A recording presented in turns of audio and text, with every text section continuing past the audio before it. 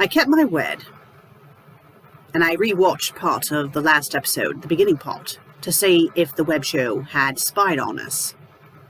And it did. Oh, it most certainly did. For those who watched it, you know what it showed. For those who didn't, I will tell you. It showed Meg's nightmare of me being a bloody asshole. And as much as I would love to say that it was just a nightmare, there was definitely truth behind it. After the reading of that oh-so-charming Spanish fly invasion, I was a bit testy.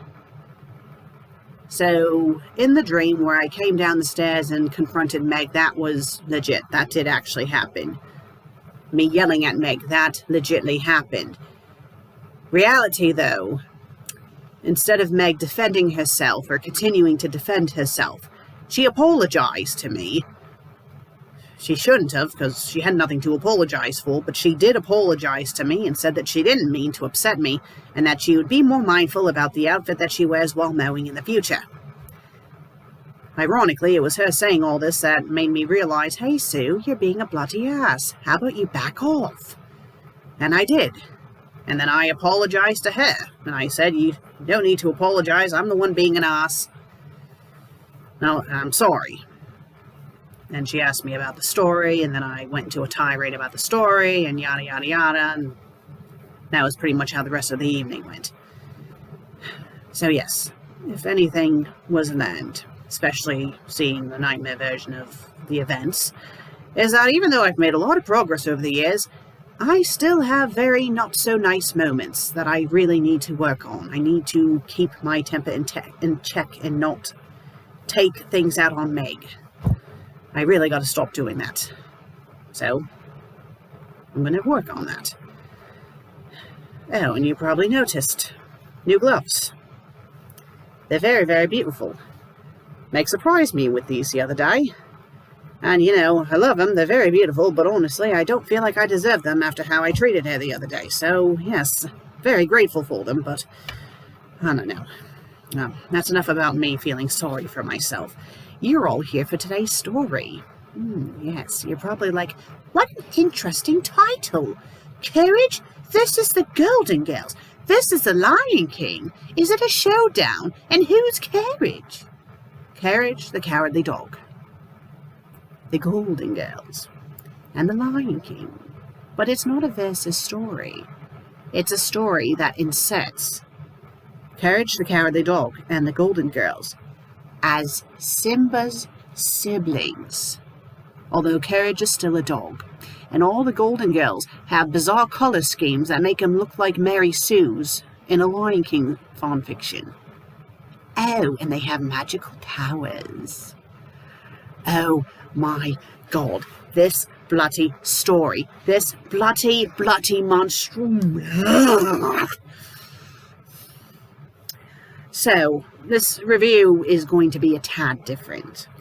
I did read the first chapter, and the second chapter I just kind of skimmed through after a while.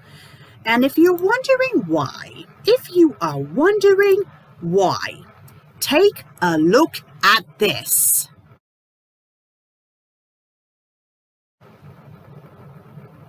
Yes, blob of text, paragraphs. Every single paragraph is like that. Oh, and if you're curious, you know what? No, I will show you. This is a pattern with this author. Take a look at their profile. Now, at first, you're probably thinking the profile looks pretty generic for an author. But then, look at this.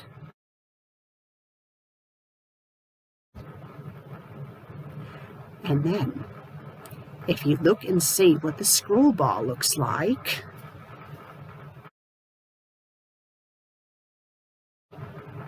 bloody fucking hell! Why? Oh my bloody god!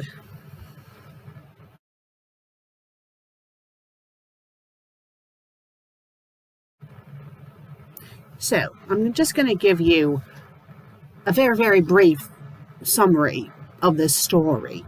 And then I'm going to read the final paragraph of the second chapter to you all out loud to show you how nonsensical it is. So, pretty much, the Golden Girls loved The Lion King so much that they somehow arranged it for them to be in the Lion King movie. And they all get reborn as Simba's siblings. But they all have bizarre color schemes. And they all can speak right off the bat. And they all remember being humans. They remember their lives before. Oh, and I believe her name is Sophia. She is still Dorothy's mum, even though she's her sister. But she's her mum and her sister. Her mum, sister. Mum and sister. Sister and mum. Sister and mum. Mum and sister. Mum and sister.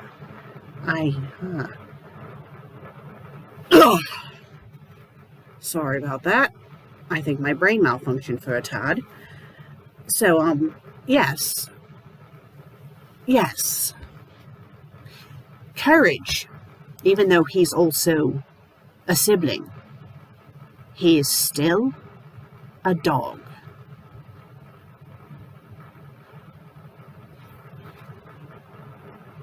Lions gave birth to what I like to call rainbow babies because their color scheme is so ridiculous, like colors of the rainbow, and a dog.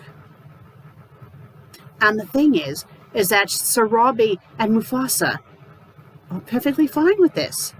They're like, oh, okay, our other cubs who are not acting at all like Simba, they can talk and they're weird looking, and oh, we have a dog as our cub. Okay, perfectly fine. Perfectly fine. Nothing wrong at all. Oh, not at all. Nothing wrong at all. This is not at all bizarrely. What the fuck is that? And then Scar's introduced. And Scar, like, it's obvious in the original Lion King that he's a bad guy. But this story is so ridiculous. It is so bloody ridiculous about it. Like, they make him so obnoxious, and it's like, really now? He didn't act like this in the source material. It's just so bloody stupid. And one of the big problems with this story, oh, did I tell you the word count of this story? Oh no, I didn't. 13,540 words. And it's only 2 chapters long. 2 chapters long! And it's not even complete! But the thing is, it was written back in 2009 and last updated back in 2009. It's 2022. I don't think they're going to complete it.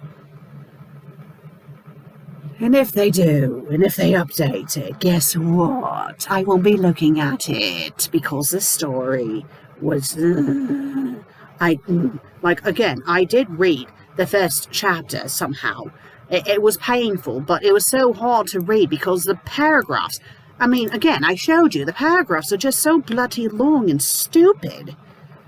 Oh, and did I tell you about the author notes? How long the bloody author notes are? Here, let me show you one.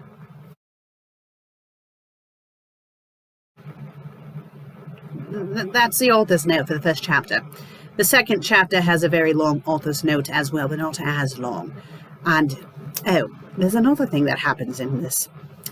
This story has a story within a story. And the story within the story practically gives away the plot of what is supposed to happen in the story. And when I got to that part gave me a headache as well, because it goes from, being blobs of text, which is hard to read as it is, and then the story within the story gets italicized. So now it's a blob of text that's italicized.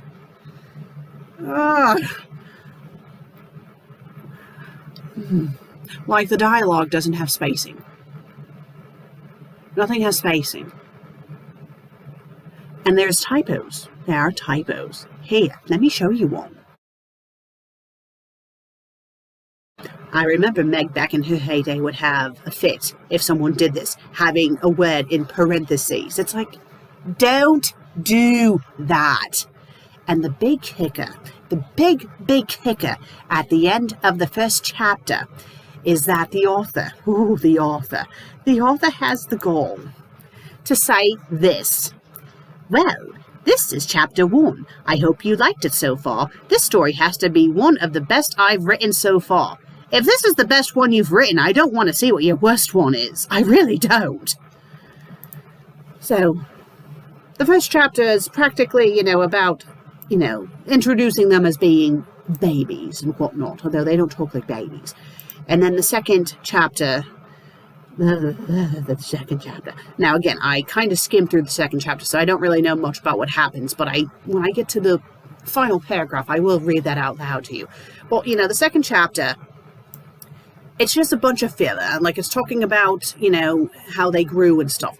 And I want to show you all the longest sentence that I've ever seen. So, I did highlight it with the highlighter tool. I apologize if the highlighting is not perfect, but I just want to stress to you all that the highlighted bit is all one sentence, so take a gander.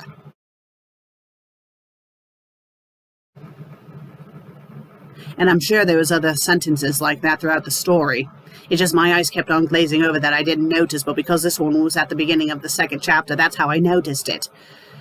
So yes, I did mention before that the Golden Girl cubs have magical powers, right? Well, the final chapter, or the final paragraph, I should say, is what showcases that. So I'm going to read it out loud. It's a gigantic blob of bleh. So I'm going to read it out loud, and then I'll give you my final thoughts on this story. Dorothy immediately jumped to the ground when the buffaloes began racing and galloping through the plains in a furious swarm, and then the two of us reached the middle of the plains, and we huddled together. I got on top of Dorothy and shielded her from any of the buffaloes that they were wildebeest, not buffaloes, that could have kicked and beaten her, and we watched the fleeting swarm of buffaloes dart and rush in the disorderly pandemonium, and I knew we were trapped. It's okay, Pussycat. This is what she calls her daughter. She calls her daughter Pussycat. I don't know if that's canon in the actual Golden Girls. You'll have to tell me. I whispered softly to my daughter. Okay, so this is from Sophia's first-person point of view, I believe. Yeah, Sophia. Yes, that's her name, Sophia. I won't let those buffaloes hurt you. But then one of the buffaloes charged right at us, and then before I knew, Dorothy activated a pink, transparent, glossy kinetic bubble and barricaded the both of us from that buffalo. The buffalo smashed right into the bubble and was instantly electrocuted and stunned into a paralyzing gaze. He then swooned to the ground, and the rest of the herd lunged right at us. Fire away, Pussycat, I commanded Dorothy challengingly, and then Dorothy shot and discharged streaks of pink lightning bolts from the kinetic bubble in a flare of fury. And then several of the buffaloes were stunned and electrocuted, and the electricity spewed out of their bodies and were flattened to the ground. Then Dorothy disappeared in a telekinetic tornado funnel as I sprang out of the telekinetic bubble and then hid under a boulder.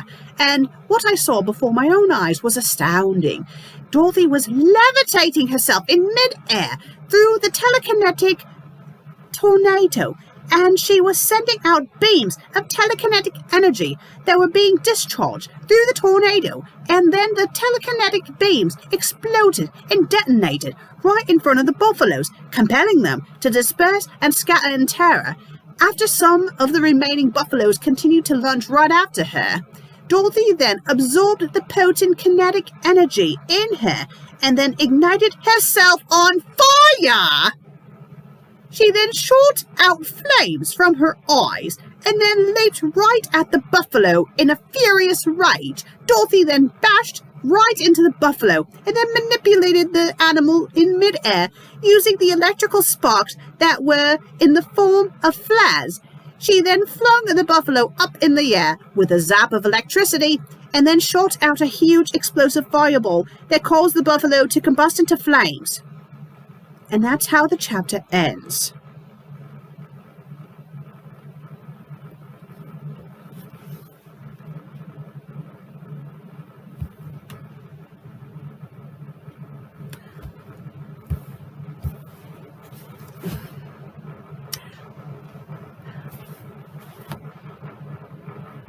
I've never watched the Golden Girls. So can someone please tell me, do they have magical powers like this in the Golden Girls? No, they don't. I didn't think so. I would love to know what drugs this author was on when they wrote this. And this is supposedly their best work.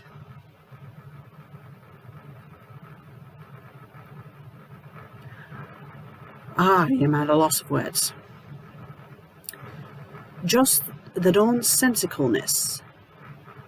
It sounded like something from Sailor Moon. And, oh, and I think I forgot to tell you, because even though I skimmed through the second chapter, I did notice something in there. It's implied, that Dorothy likes Simba.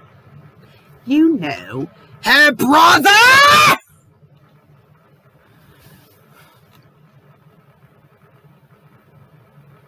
Lions, fucking lions, fucking lions, fucking lions. They must like Game of Thrones because they like the incest of siblings having sex with each other.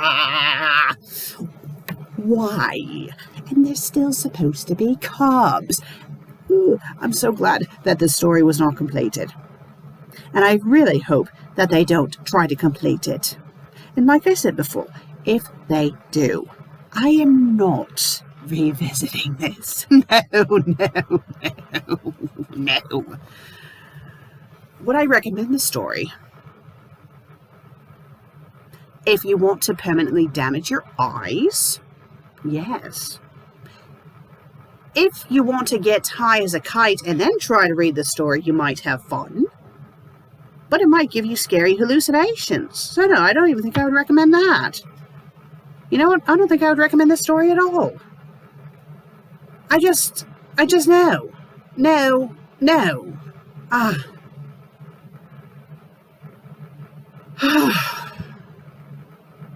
Golden Girls. Courage the Cowardly Dog. And Lion King. They do not mix. They do not mix. This is so bloody stupid. This is so... what were they... Oh, I just don't get it. I understand now. You know, I understand why Meg went nutty back when she first started her own series. I understand now. I think I get it now. I think I understand. Could you imagine if she tried to do this, if she tried to read this back in her heyday? She would probably be in a coma over how stupid this was. I had a headache just trying to read it. I kid you not. I'm getting a headache just talking about it. Yes, right. If you liked today's episode, please be sure to leave a like, leave a comment, and if you haven't subscribed yet, please do. I would greatly appreciate it. Well, I will see you all next week. Until then, cheerio.